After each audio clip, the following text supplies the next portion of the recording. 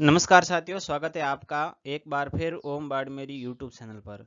दोस्तों, इस चैनल पर राजस्थान और भारत की सभी प्रतियोगिता परीक्षा के बारे में तैयारी करवाई जाती है। तो अगर आप भी प्रतियोगिता परीक्षा की तैयारी कर रहे हैं, कंपटीशन एग्जाम की तैयारी कर रहे हैं, तो इस यूट्यूब चैनल से जरूर जुड़े।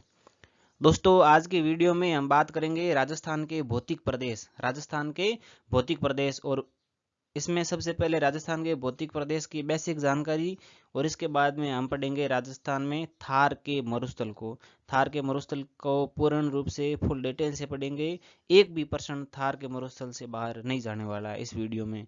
तो इस वीडियो को बढ़िया ध्यान से देखना, नोट्स बनाते हुए चलते रहना और पूरा देखना, स्किप मत करना। पूरा आसानी से समझ में आएगा, एनिमेटेड वीडियो है, बहुत बढ़िया तरीके से समझ में आएगा। चलिए शुरू करते हैं। राजस्थान के भौतिक प्रदेशों में राजस्थान के कितने भौतिक प्रदेश है और उनके बारे में बेसिक डिटेल। भौतिक प्रदेशों की सामान्य जानकारी देखो, राजस्थान में दोस्तों 4 भौतिक प्रदेश हैं। पहला है थार का मरुस्थल, दूसरा है अरावली पर्वतीय प्रदेश, तीसरा है मैदान और चौथा है हड़ौती का पठार। पहला मरुस्थल, दूसरा अरावली, तीसरा मैदान और चौथा हड़ौती का पठार। अब हम इसमें देखेंगे कि क्षेत्रफल में ये चारों ही कितना स्थान रखता है अपना। क्षेत्रफल में देखो, मरुस्थल मरुस्थल रखता है दोस्तों 61.11% क्षेत्रफल। राजस्थान के क्षेत्रफल का 61.11% मरुस्थल रखता है। अरावली रखती है 9%, मैदान रखता है 23% और हड़ौती का पठार रखता है 6.89%, 6.89%। तो क्षेत्रफल के हिसाब से मरुस्थल 61.11% क्षेत्रफल रखता है राजस्थान का। अरावली राजस्थान का 9% क्षेत्रफल रखती है। मैदान राजस्थान का 23% क्षेत्रफल रखता है और हाड़ौती का पठार है वो राजस्थान का 6.89% क्षेत्रफल रखता है। अब हम देखेंगे कि जनसंख्या, राजस्थान की जनसंख्या इन 4 भागों में कितना कितना प्रतिशत रहती है। जनसंख्या की बात करें तो मरुस्थल में 40% जनसंख्या है, अरावली में 10%, मैदान में 39% और हाड़ौती के पठार में 11% जनसंख्या है। यानी मरुस्थल में तो 61.11% क्षेत्रफल है और 40% जनसंख्या है। अरावली में 9% क्षेत्रफल है अरावली का और 10% जनसंख्या है। मैदान का क्षेत्रफल 23% है और जनसंख्या निवास करती है 39 यानी 39%। और हाड़ौती का पठार जिसका क्षेत्रफल है 6.89% राजस्थान के और यहाँ की जनसंख्या है वो रहती है 11%। अब हम बात करेंगे जिले, मरुस्थल कितने जिलों में राजस्थान के, अरावली कितने जिलों में है, इनके बारे में। तो दोस्तों, मरुस्थल है वो राजस्थान के 12 जिलों में है, अरावली राजस्थान के 13 जिलों में है, मैदान 10 जिलों में है और हाड़ौती का पठार है वो 7 जिलों में। अब हम बात करेंगे मृदा, रेत, मिट्टी। इन मरुस्थल में कैसी मिट्टी है, अरावली में, मैदान में, हाड़ौती के पठार में, इनके बारे में। तो दोस्तों, मरुस्थल में जो मृदा पाई जाती है वो है बलुई मृदा, अरावली में है पर्वतीय मृदा, मैदान में है दोमट या जलोढ़ मृदा और हाड़ौती में है वो काली या रेगुर मृदा है। यहाँ से भी दोस्तों बढ़िया प्रश्न पूछे जाते हैं, जैसे कि काली मृदा किस भौतिक प्रदेश में पाई जाती है, या फिर रेगुर मृदा या फिर जलोढ़ मृदा किस भौतिक प्रदेश में पाई जाती है, उसके बारे में। इसके बाद देखेंगे जलवायु, भाई मरुस्थल में कौन सी जलवायु है, अरावली में कौन सी जलवायु, उनके बारे में। तो दोस्तों, मरुस्थल में है वो है शुष्क जलवायु, अरावली में है उप आर्द्र जलवायु, मैदानों में है आर्द्र जलवायु और हाड़ौती के पठार में है अति आर्द्र जलवायु।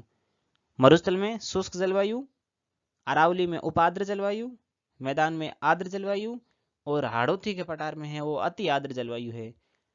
तो ये तो था भौतिक प्रदेशों की सामान्य जानकारी के बारे में। मरुस्थल में कितना प्रतिशत क्षेत्रफल है, इसकी जनसंख्या कितनी है, यहाँ के जिले कितने हैं, यहाँ मरुस्थल में मृदा कैसी पाई जाती है और जलवायु। ऐसा ही अरावली के बारे में, मैदानों के बारे में और हाड़ौती के बारे में। यहाँ से दोस्तों प्रश्न उठता ही उठता है और ये जो है इनको बढ़िया तरीके से देख के जाना। क्षेत्रफल, जनसंख्या, जिले, मृदा और जलवायु, ये तो था भौतिक प्रदेशों की बेसिक जानकारी। अब हम देखेंगे थार के मरुस्थल को। अब हम देखेंगे राजस्थान के भौतिक प्रदेशों में पहला भाग है थार का मरुस्थल। थार के मरुस्थल को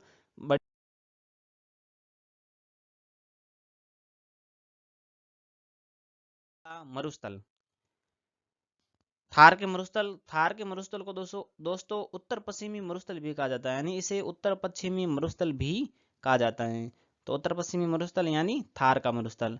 और इनका निर्माण हुआ है टर्शियरी काल एवं प्लीस्टोसिन काल में थार के मरुस्थल का निर्माण होता है। टर्शियरी काल और प्लीस्टोसिन काल में भारत के उत्तरी मैदान का भाग है। थार का मरुस्थल है वो भारत के उत्तरी मैदान का भाग है। जैसे ही अरावली है वो गोंडवाना लैंड का भाग है, वैसे ही थार का मरुस्थल है वो उत्तरी मैदान का भाग है। मरुस्थल का मतलब होता है, मरुस्थल एक अरबी भाषा का शब्द है जिसका मतलब होता है सखरा या मृत भूमि। मरुस्थल का मतलब होता है सखरा या मृत भूमि, और ये मरुस्थल शब्द है वो अरबी। अब देखेंगे मरुस्थल का विस्तार, मरुस्थल कहाँ कितना फैला हुआ है उनके बारे में। तो मरुस्थल के विस्तार को देखते हैं। मरुस्थल की लंबाई, थार के मरुस्थल की लंबाई है 640 किलोमीटर, इसकी चौड़ाई है 300 किलोमीटर की, और इसकी ऊंचाई है 200 से 300 मीटर की। लंबाई 640 किलोमीटर, चौड़ाई 300 किलोमीटर और ऊंचाई 200 से 300 मीटर। मरुस्थल के कुछ उपनाम भी है। उपनामों में मरुस्थल को कहा गया रुक्ष प्रदेश, और रुक्ष प्रदेश मरुस्थल को कहा था ईश्वरी प्रसाद ने। और गुजरातरा प्रदेश ये कहा था अवेंसवाग ने। अवेंसवाग ने कहा था गुजरातरा प्रदेश, और रुक्ष प्रदेश कहा था ईश्वरी प्रसाद ने। मरुस्थल को दो भागों में बांटा गया। थार के मरुस्थल को भी दो भागों में बांटा गया। एक तो शुष्क मरुस्थल जिसको राठी प्रदेश कहा गया, जो 0 से 25 सेंटीमीटर वर्षा रेखा वाला है, और एक है अर्ध शुष्क मरुस्थल जिसको बांगड़ प्रदेश कहा गया है, जो 25 से 50 सेंटीमीटर वर्षा रेखा वाला है। अब मरुस्थल की ढाल है वो उत्तर पूर्व से दक्षिण पश्चिम की ओर, उत्तर पूर्व से दक्षिण पश्चिम की ओर है वो इसकी ढाल है। मरुस्थल को दो भागों में बांटती है कौन? ये जो ब्लैक रेखा देख रहे हो आप मानचित्र में, ये है 25 डिग्री सेंटीमीटर रेखा है, वर्षा रेखा है। ये मरुस्थल को दो भागों में बांटती है। और ये ग्रेट पोलियो आर्कटिक अफ्रीका मरुस्थल का पूर्वी भाग है। मरुस्थल है वो ग्रेट पोलियो आर्कटिक अफ्रीका मरुस्थल का पूर्वी भाग है। और ये है 25 सेंटीमीटर समवर्षा रेखा, और ये रेड कलर वाली है ये है 50 सेंटीमीटर समवर्षा रेखा। ये मरुस्थल 25 सेंटीमीटर समवर्षा रेखा है, मरुस्थल को दो भागों में बांटती है, और 50 सेंटीमीटर समवर्षा रेखा है ये राजस्थान को दो भागों में बांट। अब बात करेंगे मरुस्थल में भी दो प्रकार पड़े थे, शुष्क मरुस्थल और अर्धशुष्क मरुस्थल। तो सबसे पहले हम बात करेंगे शुष्क मरुस्थल की, जिसको कहा गया है राठी प्रदेश। राठी प्रदेश। अब शुष्क मरुस्थल भी दो प्रकार का है। बालू का स्तूप मुक्त प्रदेश, यानी बालू जहाँ रेत के धोरे नहीं है, बालू का स्तूप नहीं है, वो तो है 41.5%। और दूसरा बालू का स्तूप मुक्त प्रदेश 41.5%। और यहाँ हम्मादा प्रकार के पथरीला मरुस्थल है। बालू का स्तूप में एक बालू का स्तूप भी है, हम्मादा प्रकार के पथरीला मरुस्थल। जैसलमेर के रामगढ़, लोदरवा, पोखरण, बाड़मेर और जोधपुर। जैसलमेर के रामगढ़, लोदरवा और पोखरण में, बाड़मेर और जोधपुर में बालू का स्तूप मुक्त प्रदेश पाया जाता है। और दूसरा है बालू का स्तूप युक्त प्रदेश 58.5%। बालू का स्तूप मुक्त प्रदेश है 41.5%, और बालू का स्तूप युक्त प्रदेश है 58.5%। यानी मुक्त कम है, युक्त ज्यादा है। अब बालू का स्तूप युक्त प्रदेश कहाँ कहाँ है, किस जगह फैला हुआ है? तो ये सर्वाधिक तो है जैसलमेर में। और सभी प्रकार के बालू का स्तूप अगर पूछा जाए, सभी प्रकार के बालू का स्तूप राजस्थान में कहाँ पाए जाते हैं, तो है जोधपुर में। अगला है बालू का स्तूपों के प्रकार। बालू का स्तूप भी बहुत प्रकार के हैं। सबसे पहला है बरखान। बरखान भालेरी, सुरू, सीकर और झुंझुनू, यानी शेखावटी क्षेत्र में बरखान पाए जाते हैं। भालेरी, सीकर और झुंझुनू, सुरू, सीकर और झुंझुनू में अर्धचंद्राकार के रूप में पाए जाते हैं। बरखान सर्वाधिक गतिशील है और सर्वाधिक नुकसानदायक है। अगर सर्वाधिक गतिशील और सर्वाधिक नुकसानदायक बालू का स्तूप है तो है वो बरखान।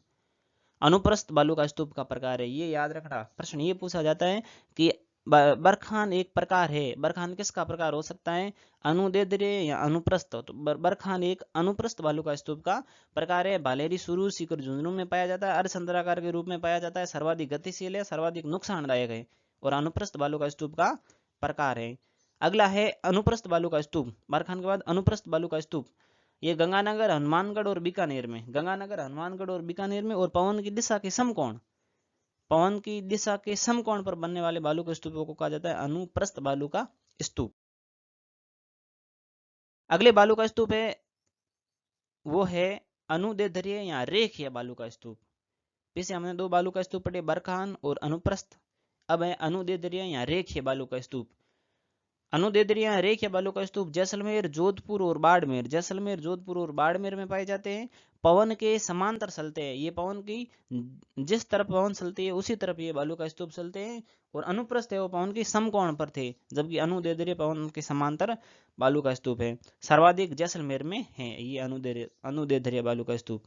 नोट, दो पवना अनुवर्ती बालू का स्तूपों के बीच की भूमि कारवां या गासी मार्ग कहलाता है। दो पवना अनुवर्ती बालू का स्तूपों के बीच की भूमि है वो है कारवां या गासी मार्ग। पूछा जा सकता है कि कारवां या गासी मार्ग क्या है, तो दो पवना अनुवर्ती बालू का स्तूपों के बीच की भूमि। अगला बालू का स्तूप है तारानुमा बालू का स्तूप, जो तारे के प्रकार का होता है, तारे के आकार का बालू का स्तूप तारे के आकार का होता है। और सर्वाधिक है वो जैसलमेर, सूरतगढ़, श्री गंगानगर में तारानुमा बालू का स्तूप है। अगला बालू का स्तूप देखेंगे हम, वो है पैराबोलिक बालू का स्तूप। पैराबोलिक बालू का स्तूप, ये दोस्तों पैराबोलिक बालू का स्तूप है बरखान के विपरीत। ये जिस तरह बरखान बालू का स्तूप था उसके विपरीत हेयर पिन यानी बालों की क्लिप के समान होता है। बरखान था अर्धचंद्राकार, जबकि ये है हेयर पिन या बालों की क्लिप के समान। और अगला बालू का स्तूप है सीप बालू का स्तूप, बरखान की एक भुजा का आगे की ओर बढ़ना। जैसे बरखान अर्धचंद्राकार बालू का स्तूप था, उसकी एक भुजा अगर आगे की ओर बढ़ जाए तो ये सीप बालू का स्तूप का प्रकार हो जाता है, अनुदैर्ध्य बालू का स्तूप का प्रकार है। बरखान था वो अनुप्रस्थ बालू का स्तूप का प्रकार था, जबकि सीप है वो अनुदैर्ध्य बालू का स्तूप का प्रकार है। अगला है सब्र काफिज। सब्र काफिज झाड़ियों के पीछे बनने वाले बालू का स्तूप को कहा जाता है सब्र काफिज, झाड़ियों के पीछे।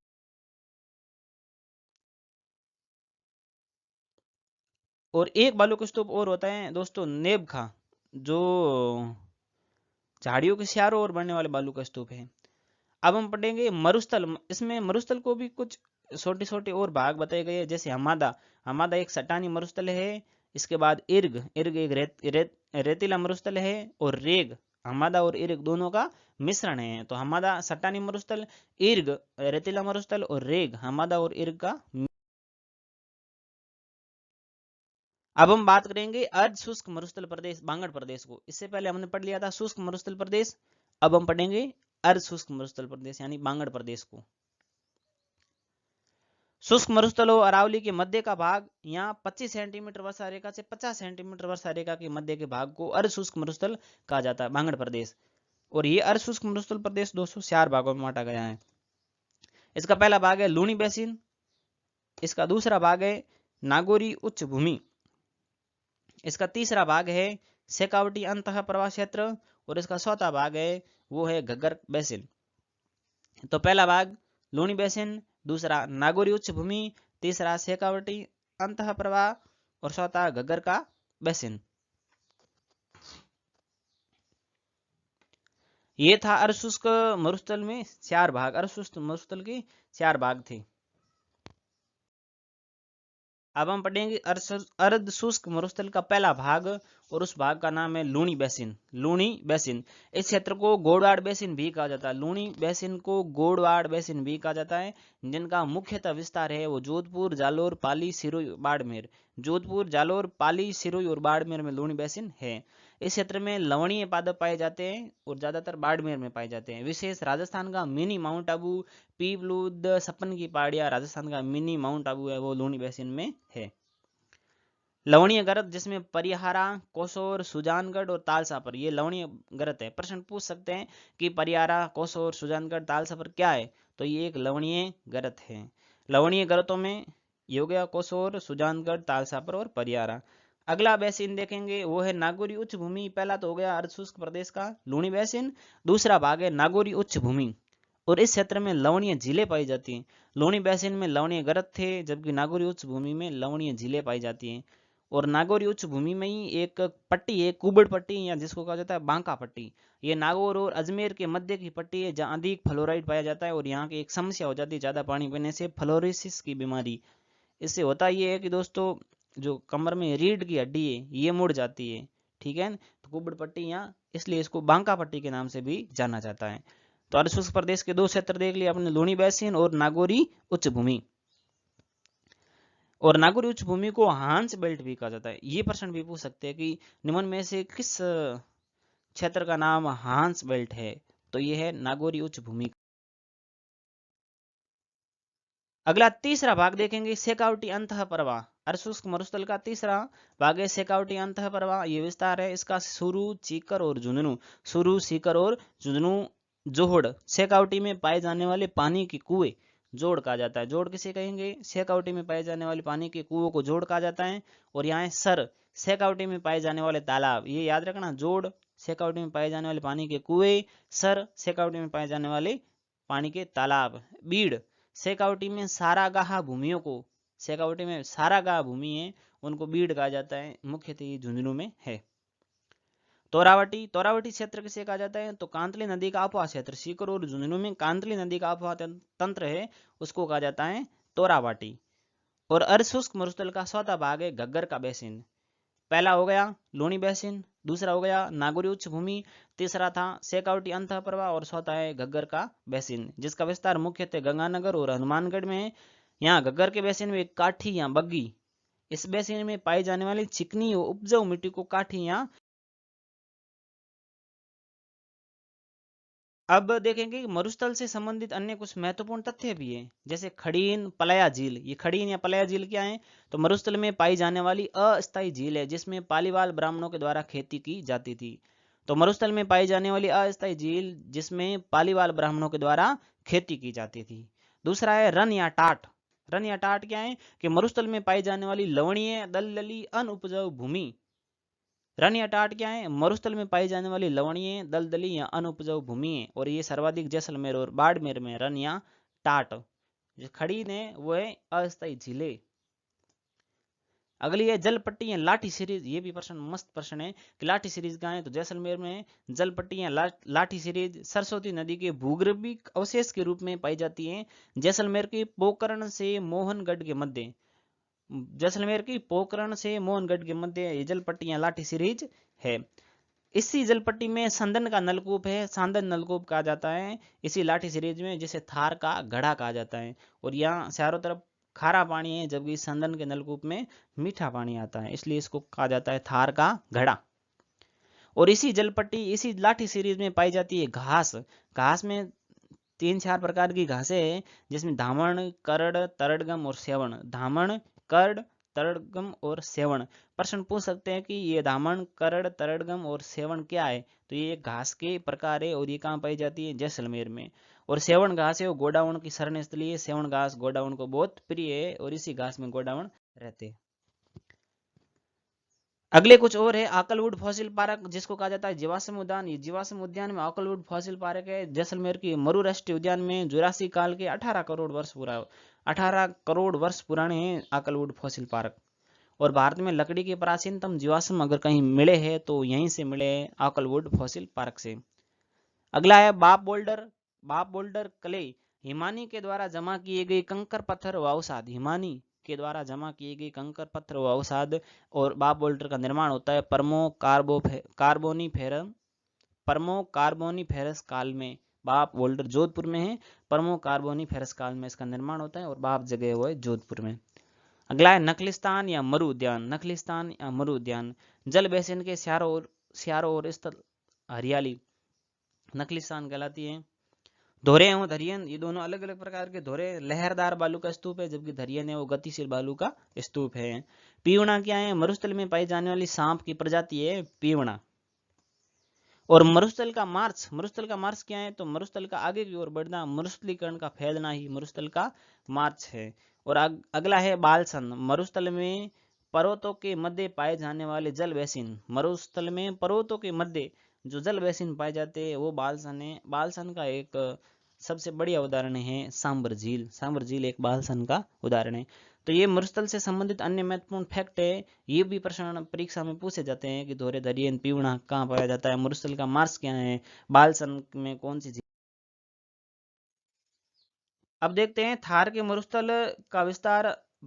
भारत में थार के मरुस्थल का विस्तार है 85 5% और पाकिस्तान में है 15%। भारत में 85% है और पाकिस्तान में 15% है। ग्रेट डेजर्ट ऑफ इंडिया का विस्तार भारत के 4 राज्यों में, यानी थार के मरुस्थल का विस्तार भारत के 4 राज्यों में, राजस्थान, गुजरात, हरियाणा और पंजाब में। थार का मरुस्थल सबसे युवा और सर्वाधिक जन घनत्व वाला मरुस्थल है। सबसे युवा मरुस्थल है और सर्वाधिक जन घनत्व वाला मरुस्थल है। जोधपुर मरुस्थल का सिंह द्वार, प्रवेश द्वार और केंद्र, थार के मरुस्थल का सिंह द्वार, प्रवेश द्वार और केंद्र है वो है जोधपुर। थार का मरुस्थल ग्रेट पोलियो आर्कटिक अफ्रीका मरुस्थल का पूर्वी भाग है। ग्रेट पोलियो आर्कटिक अफ्रीका मरुस्थल का पूर्वी भाग है। सोलिस्तान पाकिस्तान में थार के मरुस्थल को सोलिस्तान